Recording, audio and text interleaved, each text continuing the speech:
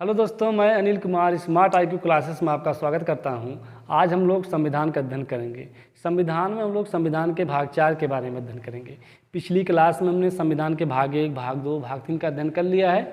उसी क्रम को बढ़ाते हुए आज हम लोग संविधान के भाग 4 के बारे में अध्ययन करेंगे। संविधान का भाग 4 जिसे राज्य के नीति निषेध तत्व के नाम से जाना जाता है, यानी इसको DPSP के भी नाम से जाना जाता है। DPSP यानी directive principle of state policy के भी नाम से जाना जाता है।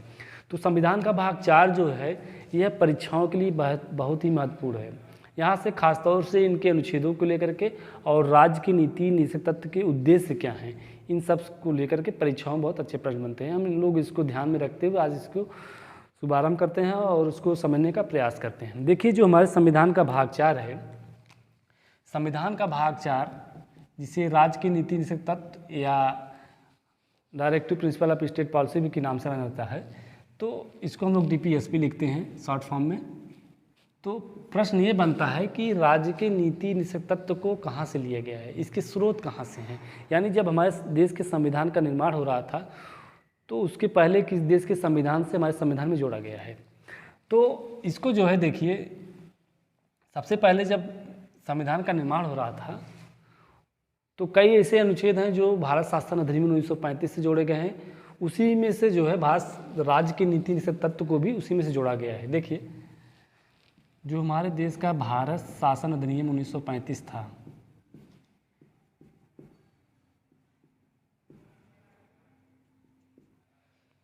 तो भारत शासन अधिनियम 1935 के संविधान से हमारे देश के संविधान में जोड़ा गया है। तो यानी जो भारत शासन अधिनियम 1935 था, इसका निर्माण अंग्रेजों ने किया था। जब भारत स्वतंत्र हुआ उसके बाद भारत शासन अधिनियम के कई ऐसे अनुच्छेद थे जिसको हमारे संविधान में जगह दिया गया है। उसी में से राज्य की नीति तत्व भी था। तो जब भारत शासन अधिनियम 1935 का निर्माण किया जा रहा था, यानी जब अंग्रेज भारत शासन अधिनियम 1935 का निर्माण कर रहे थे, उसके पहले ये लोग आयरलैंड के संविधान से भारत शासन अधिनियम 1935 में जोड़े थे। आयरलैंड, देखिए, आयरलैंड के संविधान से हम भारत शासन अधिनियम 1935 में जोड़ा गया। फिर भारत शासन अधिनियम 1935 के संविधान से हमारे देश के संविधान में जोड़ा गया, जिसको भाग 4 में जगह दिया गया था। तो प्रश्न ये बनता है कि भारत शासन जो राज्य के नीति निषेध तत्व हैं, किस देश के संविधान से लिया गया। अक्सर हम लोग यहाँ से आयरलैंड ही रहता है तो आयरलैंड को ही सही मानते हैं। लेकिन अगर आयरलैंड उस ऑप्शन में नहीं है, 4 ऑप्शन दिए गए होते हैं, उस 4 ऑप्शन में से अगर आयरलैंड को नहीं दिया गया है, अगर उसमें भारत शासन अधिनियम 1935 को दिया गया है, तो हम लोग भारत शासन अधिनियम 1935 को सही मानेंगे।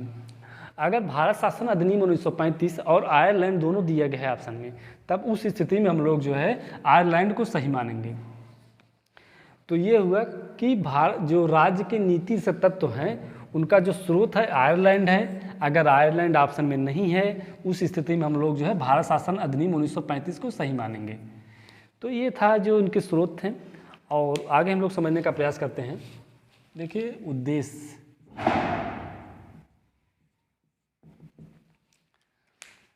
राज्य के नीति निषेध तत्व के उद्देश्य, यहाँ से परीक्षाओं बहुत अच्छे प्रश्न बनते हैं, इसको ध्यान दीजिएगा।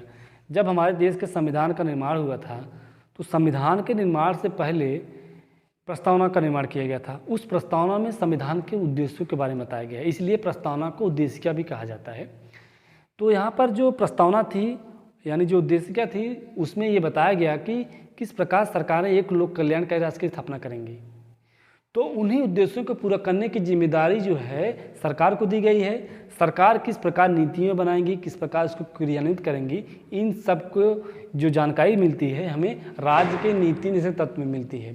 तो यहाँ पर जो संविधान के जो उद्देश्य हैं, इसके जो मुख्य उद्देश्य हैं जो परीक्षाओं पर अक्सर पूछे जाते हैं, यहाँ पर एक है लोक कल्याणकारी राज्य की स्थापना करना,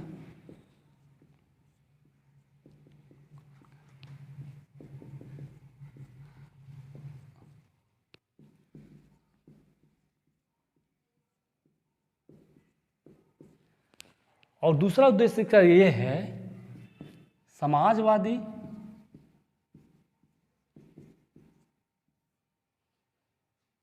और आर्थिक लोकतंत्र की स्थापना करना।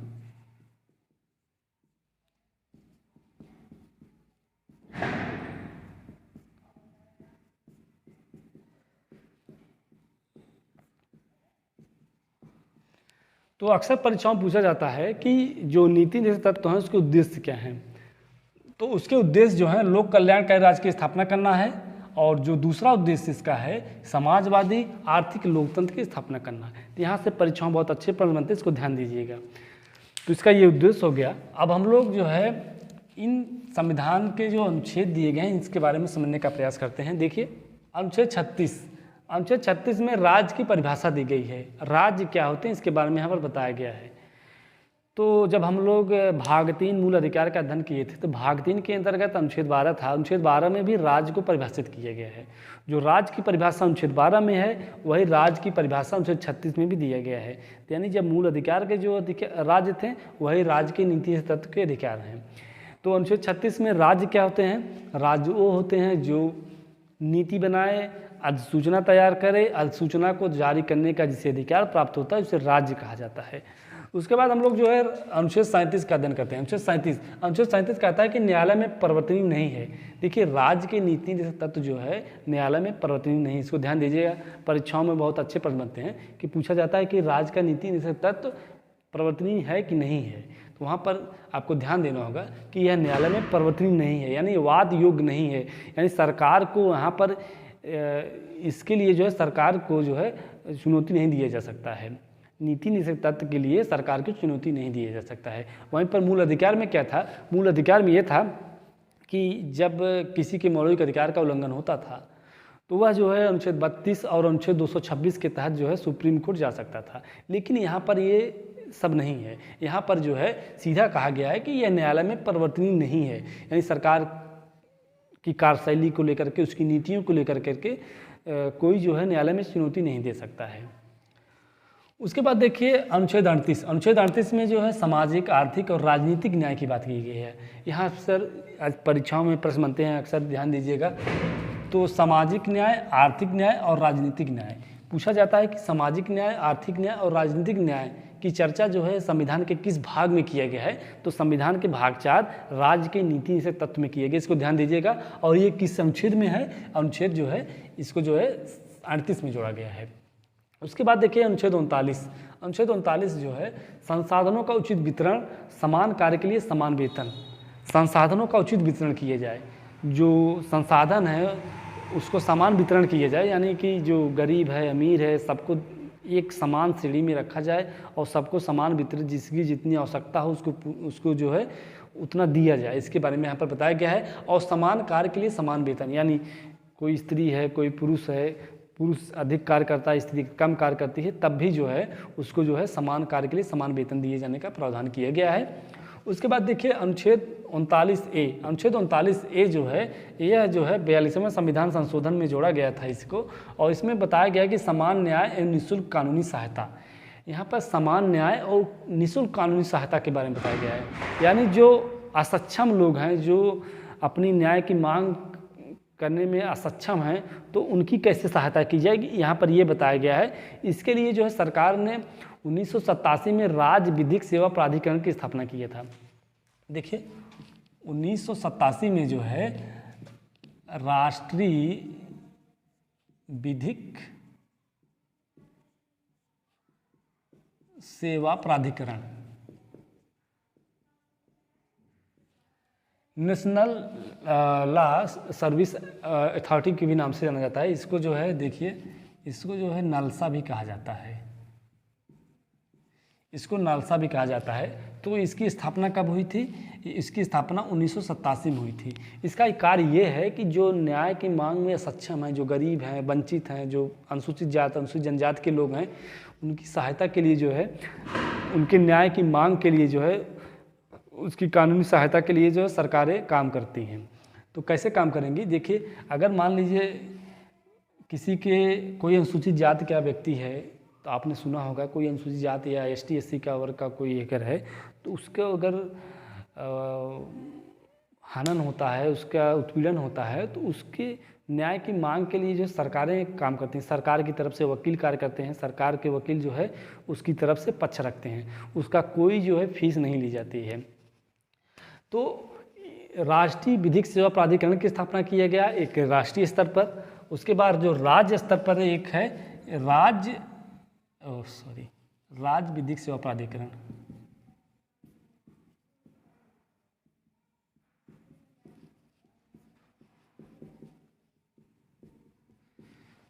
तो राष्ट्रीय स्तर पर नलसा की स्थापना किया गया, यानी राष्ट्रीय विधिक सेवा प्राधिकरण की स्थापना किया गया, और राज्य स्तर पर जो है राज्य विधिक सेवा प्राधिकरण की स्थापना किया गया, नलसा सलसा। उसके बाद जब जिले स्तर की बात होती है, जिले स्तर में जो है जिला विधिक सेवा प्राधिकरण की स्थापना किया गया है, जिला विधिक सेवा प्राधिकरण। देखिए इसको जो है डलसा कहते हैं, नलसा सलसा डलसा। और नलसा की स्थापना कब हुई है? 1987 में होती है। परीक्षाओं में पूछा जाता है कि नलसा की स्थापना कब हुई थी, तो नलसा की स्थापना 1987 में होती है। तो इसका जो कार्य है, इसका कार्य ये है कि जो असक्षम लोग हैं, उन असक्षम लोगों के न्याय के लिए जो है सरकारें खड़ी रहती हैं। सरकार की तरफ से वकील होते हैं, सरकारी वकील, वो अपना पक्ष रखते हैं और इनको जो है न्याय दिलाने का कार्य करती हैं। तो राष्ट्रीय जैसे सुप्रीम कोर्ट का कोई मामला है, सुप्रीम कोर्ट के स्तर पर जो है जो सरकारी वकील होते हैं, जो उनके कार्य करेंगे वो नलसा के अंतर्गत आएंगे। और राज्य स्तर पर जो जैसे हाई कोर्ट होगा, हाई कोर्ट के स्तर पर जो सहायता दी जाएगी वह राज्य विधिक सेवा प्राधिकरण या सलसा की तरफ से दिया जाएगा। अब वहीं पर जो डिस्ट्रिक्ट होते हैं, डलसा यानी जिला विधिक सेवा प्राधिकरण, यहाँ पर ये होता है कि जो जिले स्तर के जो मुकदमे होते हैं और जो सरकारी वकील होते हैं, उनकी जिम्मेदारी होती है कि जो अनुसूचित जाति, अनुसूचित जनजाति, वंचित लोग हैं, उनको जो है न्याय दिलाने का कार्य करते हैं। इसमें जो सरकारी वकील होते हैं, सरकारी वकील पीड़ित पक्ष की तरफ से अपना जो है पक्ष रखते हैं और उसको न्याय दिलाने का कार्य करते हैं। तो ये हुआ नलसा, डलसा और सलसा, नलसा, डलसा, नलसा, सलसा और डलसा। उसके बाद देखिए अनुच्छेद 40। अनुच्छेद 40 कहता है ग्राम पंचायतों का संगठन। यह बहुत ही महत्वपूर्ण है। यहाँ सीधा से परीक्षाओं में अनुच्छेदों से संबंधित प्रश्न पूछे जाते हैं कि पूछा जाता है कि ग्राम पंचायतों का संगठन किस अनुच्छेद में दिया गया है। तो ग्राम पंचायतों का संगठन अनुच्छेद 40 में दिया गया है। इसको ध्यान दीजिएगा, परीक्षाओं में बहुत ही इंपॉर्टेंट है, ये भी VIP है, इसको ध्यान दीजिएगा। तो अनुच्छेद 40 क्या है? ग्राम पंचायतों का संगठन। तो यहाँ से परीक्षाओं में सीधा प्रश्न पूछा जाता है कि अनुच्छेद 40 किससे संबंधित है। तो अनुच्छेद 40 ग्राम पंचायतों के संगठन से संबंधित है। अनुच्छेद 41 में कहा गया कि कुछ दशाओं में काम, शिक्षा और लोक सहायता पाने का अधिकार। कुछ दशाओं का मतलब ये हुआ कि बेरोजगारी, बीमारी, बेकारी, इस स्थिति में जो है सरकारें क्या कर सकती हैं, यहाँ पर ये बताया गया है। उसके बाद देखिए अनुच्छेद 42। अनुच्छेद 42 में कहा गया है कि काम की न्यायसंगत और मनोचित दशाओं को और प्रसूति सहायता का उपलब्ध कराना। तो जो काम दिए जाएं वो न्यायसंगत होने चाहिए। लोग जो कार्य करते हैं खतरनाक स्थिति नहीं होनी चाहिए, वो न्यायसंगत होनी चाहिए। यहाँ पर ये बताया गया है। और ख़ास तौर से यहाँ पर ये देखिए जो प्रसूति सहायता का उपलब्ध, यहाँ से परीक्षाओं में पूछा जाता है कि प्रसूति सहायता के बारे में किस अनुच्छेद में बताया गया है। तो अनुच्छेद 42 में बताया गया है, इसको ध्यान दीजिएगा। प्रसूति सहायता की उपलब्ध कराने के बारे में किस अनुच्छेद में बताया गया है? तो अनुच्छेद 42 में बताया गया है। उसके बाद देखिए अनुच्छेद 43। अनुच्छेद 43 में कहा गया है कि कर्मकारों के लिए निर्वाह मजदूरी और कुटीर उद्योग। यहाँ पर देखिए कर्मकारों के लिए निर्वाह मजदूरी, जो कार्य करते हैं उनके लिए क्या मजदूरी होगी, इन सब के बारे में बताया गया है कि जैसे सरकारें मनरेगा हो गया, उसके वेतन और उसके दिन का निर्धारण सरकारें करती हैं, इन सब के बारे में बताया गया है। तो एक बार प्रश्न ये बना था कि मनरेगा किस अनुच्छेद से संबंधित है। तो मनरेगा जो है अनुच्छेद 43 से संबंधित है, इसको ध्यान दीजिएगा। उसके बाद यहाँ पर देख देखिए कुटीर उद्योग के बारे में बताया गया है। कुटीर उद्योग, तो यहाँ पर ये देखिए जो कुटीर उद्योग होते हैं, जो छोटे स्तर पर जो लोग जैसे बीड़ी बनाते हैं और छोटे मोटे सामान बनाते हैं, उन सब के बारे में यहाँ पर बताया गया है। तो कुटीर उद्योग के बारे में कहाँ चर्चा किया गया है? 43 में बताया गया है। और 43 में क्या है? मनरेगा भी है, इसको ध्यान दीजिएगा। अनुच्छेद 44 क्या कहता है कि समान नागरिक सिविल संहिता। यहाँ पर समान की बात किया गया है। यहाँ से परीक्षाओं में सीधा प्रश्न बनता है कि समान नागरिक सिविल संहिता किस अनुच्छेद के अंतर्गत है। यहाँ पर ध्यान दीजिएगा, यहाँ पर 4 दो समान है, तो यहाँ पर ये ध्यान दीजिएगा, जहाँ पर 4 हो यानी 44 हो वह समान नागरिक सिविल संहिता के अंतर्गत आते हैं। समान नागरिक सिविल संहिता क्या होती है इसको हम लोग समझते हैं। देखिए, जो समान नागरिक सिविल संहिता होती है, हमारे देश के जितने भी नियम कानून बनाए गए हैं लगभग 99% ऐसे कानून हैं जो समान नागरिक सिविल संहिता के अंतर्गत आते हैं। यानी कोई अगर हत्या करता है तो उसके ऊपर क्या धाराएं लगाई जाएंगी और कोई उसकी सजाएं कितनी होंगी, इन सबको समान रखा गया है, कोई अलगाव नहीं किया गया है। वहीं पर 1% ऐसे कानून हैं जो पर्सनल लॉ के अंतर्गत आते हैं, जैसे हिंदू एक्ट, मुस्लिम एक्ट हैं, जैसे कि गोद लेना, विवाह विच्छेदन यानी तलाक की जो है, और विवाह किस प्रकार से होगा, इस तरीके के जो कानून हैं ये थोड़ा से समान सिविल संहिता के अंतर्गत नहीं आते हैं। लेकिन जितने भी अक्सर कानून हैं, सरकार का यही उद्देश्य होता है कि सबको समान नागरिक सिविल संहिता के अंतर्गत रखा जाए। लेकिन जैसे सरकार का यही प्रयास होता है कि सबको जो है समान नागरिक सिविल संहिता के अंतर्गत रखा जाए, लेकिन भारत में इतनी विविधताएं हैं, उन विविधताओं को ध्यान में रखते हुए 1% कानून ऐसे बनाए गए हैं जो समान नागरिक सिविल संहिता के अंतर्गत नहीं आ सकते हैं। उसके बाद देखिए अनुच्छेद 45। अनुच्छेद 45 कहता है कि 6 वर्ष से कम आयु के बच्चों के निःशुल्क और अनिवार्य शिक्षा। यहाँ पर 6 वर्ष से कम आयु के बच्चों के बारे में, शिक्षा के बारे में बताया गया है। इसको ध्यान दीजिएगा। देखिए,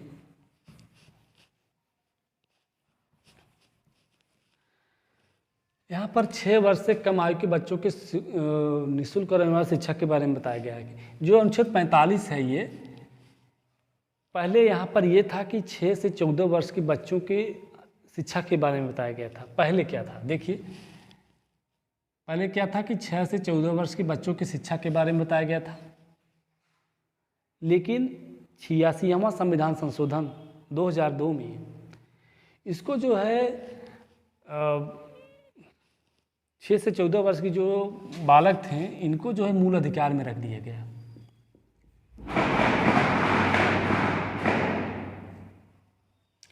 इसको जो है मूल अधिकार में रख दिया गया।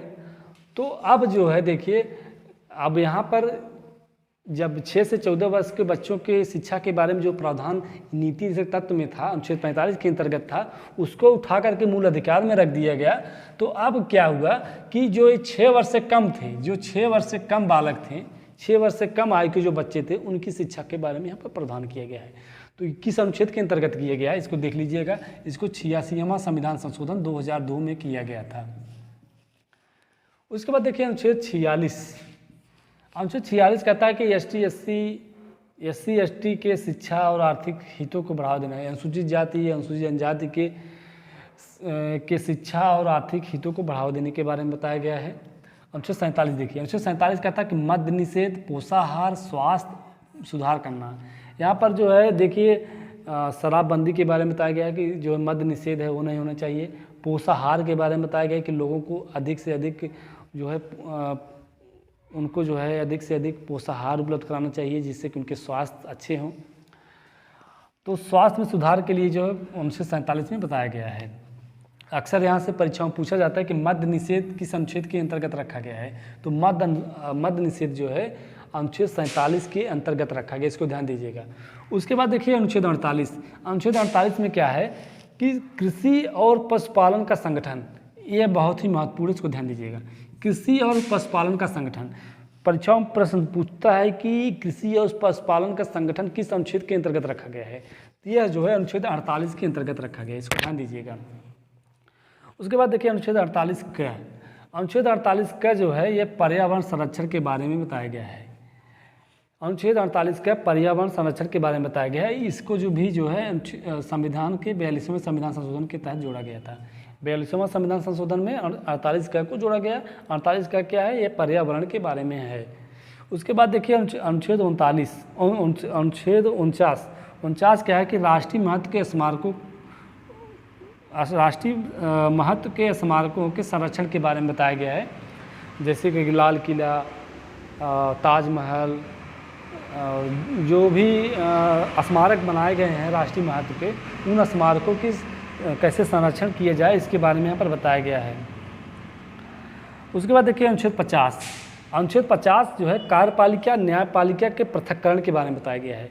यहाँ पर जो है कार्यपालिका और न्यायपालिका को कैसे लगाया गया है यहाँ पर ये बताया गया है। देखिए अनुच्छेद 50 ये अनुच्छेद 50 में रखा गया है, यानी 50 में रखा गया है, यानी कार्यपालिका न्यायपालिका 50-50 कर दिए, दोनों अलग कर दिए गए हैं। तो पृथक्करण की बात कहाँ किया गया है, देखिए कार्यपालिका का पृथक्करण और न्यायपालिका का पृथक्करण दोनों को अलग कर दिया गया है, यानी दोनों को अलग कर दिया गया है। इसको जो है अनुच्छेद 50 में रखा गया है। उसके बाद देखिए अनुच्छेद 51। अनुच्छेद 51 जो है अंतर्राष्ट्रीय शांति और सुरक्षा में वृद्धि के बारे में बताया गया है कि सरकारें जो हैं अंतर्राष्ट्रीय शांति और सुरक्षा के क्षेत्र में काम करेंगी ताकि जो है अंतर्राष्ट्रीय सुरक्षा और शांति बनी रखे। तो यहाँ पर जो महत्वपूर्ण अनुच्छेद हैं इसको हम लोग ध्यान देते हैं, आप ध्यान दीजिएगा, खास तौर से ध्यान दीजिएगा। देखिए अनुच्छेद 37। अनुच्छेद 37 क्या है, न्यायालय में परिवर्तनीय नहीं है। तो राज्य का नीति निषेध तत्व न्यायालय में परिवर्तनीय नहीं है, किस अनुच्छेद के अंतर्गत है, ये अनुच्छेद 37 के अंतर्गत है, इसको ध्यान दीजिएगा। उसके बाद देखिए किस अनुच्छेद के अंतर्गत जो है सामाजिक आर्थिक और राजनीतिक न्याय की बात की गई है। तो ये अनुच्छेद 38 के अंतर्गत किया गया है और किस भाग में किया गया है, भाग 4 में किया गया है। अक्सर यहाँ से परीक्षाओं में ये प्रश्न बनता है किस भाग के अंतर्गत जो है सामाजिक आर्थिक और राजनीतिक न्याय की बात किया गया है, तो भाग 4 के अंतर्गत अनुच्छेद 38 में किया गया है। उसके बाद देखिए जो इम्पॉर्टेंट है हम उसी पर ध्यान देंगे। यहाँ देख लीजिए, ये बाद में जो जोड़े गए हैं अनुच्छेद, ये 42वें संविधान संशोधन के तहत जोड़ा गया था 39A में कहा गया है कि समान न्याय एवं निःशुल्क कानूनी सहायता। तो यहाँ से परीक्षाओं में पूछा जाता है कि समान न्याय और निःशुल्क कानूनी सहायता किस अनुच्छेद के अंतर्गत है, तो ये अनुच्छेद 39A के अंतर्गत है। उसके बाद देखिए अनुच्छेद 40 क्या कहता है कि ग्राम पंचायतों का संगठन। यहाँ पर ग्राम पंचायतों के संगठन के बारे में बताया गया है। ये बहुत ही महत्वपूर्ण है, परीक्षाओं में कई बार ये देखने को आपको मिला होगा कि ग्राम पंचायतों का संगठन जो है किस अनुच्छेद के अंतर्गत है, तो ये अनुच्छेद 40 के अंतर्गत है। उसके बाद ये देखिए अनुच्छेद 43।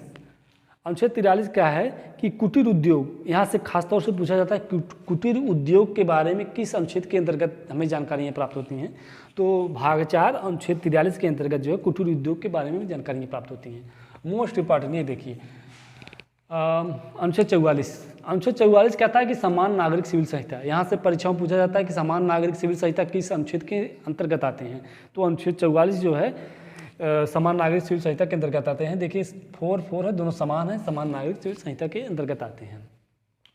उसके बाद देखिए ये भी इंपॉर्टेंट है, इसको ध्यान दीजिएगा। अनुच्छेद 45 पूछा जाता है कि अनुच्छेद 45 को किस अनुच्छेद के अंतर्गत रखा, किस संविधान संशोधन में जोड़ा गया था, तो इसको जो है 46वां संविधान संशोधन 2002 में जोड़ा गया था। पहले यहाँ पर 6 से 14 वर्ष की शिक्षा के बारे में था, तो 6 से 14 वर्ष की शिक्षा का जो प्रावधान था उसके मूल अधिकार में उठाकर कर दिया गया। तो यहाँ पर जो रिक्त स्थान बचा उसमें 6 वर्ष से कम आयु की शिक्षा के बारे में जोड़ दिया गया। तो ये अनुच्छेद 45 हो गया। उसके बाद देखिए यहाँ पर ये हुआ मद्य निषेध। पूछा जाता है कि मद्य निषेध पोषाहार और स्वास्थ्य सुधार के बारे में कहाँ से हमें प्राप्त होता है। खास तौर से यहाँ पर मद्य निषेध को लेकर के प्रश्न बनते हैं। देखिए पूछा जाता है कि मद्य निषेध किस अनुच्छेद के अंतर्गत है, तो ये अनुच्छेद 47 के अंतर्गत है, इसको ध्यान दीजिएगा। ये भी देखिए अनुच्छेद 48 ही मोस्ट इंपॉर्टेंट है, इसको ध्यान दीजिएगा। खास तौर से जो इम्पॉर्टेंट है हम उसी को हम रिवीजन के तौर पर बता रहे हैं। और कृषि और पशुपालन का संगठन, कृषि और पशुपालन का संगठन किस में है, कृषि और पशुपालन का संगठन अनुच्छेद 48 में है। अब देखिएगा अनुच्छेद 40 में ग्राम पंचायतों का संगठन है और अनुच्छेद 48 में, अक्सर लोग यहीं पर कंफ्यूज होते हैं 40 है कि 48 है, 40 है कि 48 है। यहाँ पर ध्यान दीजिएगा 40 में जो है कृषि और पशुपालन के संगठन के बारे में बताया गया है और जो अनुच्छेद 40 है इसमें ग्राम पंचायतों के संगठन के बारे में बताया गया है। 40 और 48 के अंतर को समझते रहिएगा, प्रश्न आपके गलत नहीं होंगे। उसके बाद देखिए अनुच्छेद 48 का 48 का जो है ये पर्यावरण संरक्षण के बारे में बताया गया है कि पर्यावरण संरक्षण की जानकारी या पर्यावरण संरक्षण के बारे में कहाँ किस अनुच्छेद में है, तो इसको जो है 42वें संविधान संशोधन के तहत जोड़ा गया था और यह जो है 48 का में रखा गया है, यह पर्यावरण संरक्षण है ही है। उसके बाद देखिए अनुच्छेद, इसको देखिए, कार्यपालिका न्यायपालिका के पृथक्करण की जानकारी हमें किस अनुच्छेद के अंतर्गत मिलती है? तो यह जो है 50-50, यानी कार्यपालिका भी 50, न्यायपालिका भी 50, दोनों को अलग कर दिया गया है, दोनों को 50-50 कर दिया गया है। तो इसको जो है अनुच्छेद 50 में रखा गया है। उसके बाद देखिए अनुच्छेद 51 जो है अंतर्राष्ट्रीय शांति और सुरक्षा के बारे में बताता है। यह काफ़ी बार परीक्षा में ये भी पूछा गया है कि अंतर्राष्ट्रीय शांति और सुरक्षा के बारे में किस अनुच्छेद के अंतर्गत हमें जानकारी प्राप्त होती है? तो ये 51 में मिलती है, 51 में मिलती है। तो ये जो खास तौर से अनुच्छेद 37, 38, 39 से 40, 44, 45, 47, 48, 48 के और 50 और 51, ये बहुत ही इंपॉर्टेंट है। इन अनुच्छेदों को जो है एक बार दो बार आप जो है अगर देख लेंगे तो आपको जो है कंठस्थ हो जाएगा। खास तौर से आप जो है 48 और 40 के अंतर को समझते रहिएगा। यहाँ पर काफ़ी बार परीक्षा में जब पूछता है तो ऑप्शन में 40 और 48 दे देता है, तो वहाँ पर हम लोग कन्फ्यूजन होते हैं, क्योंकि कृषि पशुपालन से संबंधित है और ग्राम पंचायतों के संगठन से संबंधित है। दोनों में काफ़ी समानताएं हैं, इसलिए जो है मैं यहाँ कन्फ्यूजन होता है। तो मिलते हैं हम लोग अब नेक्स्ट क्लास में, इसमें हम लोग संघ के बारे में अध्ययन करेंगे। धन्यवाद।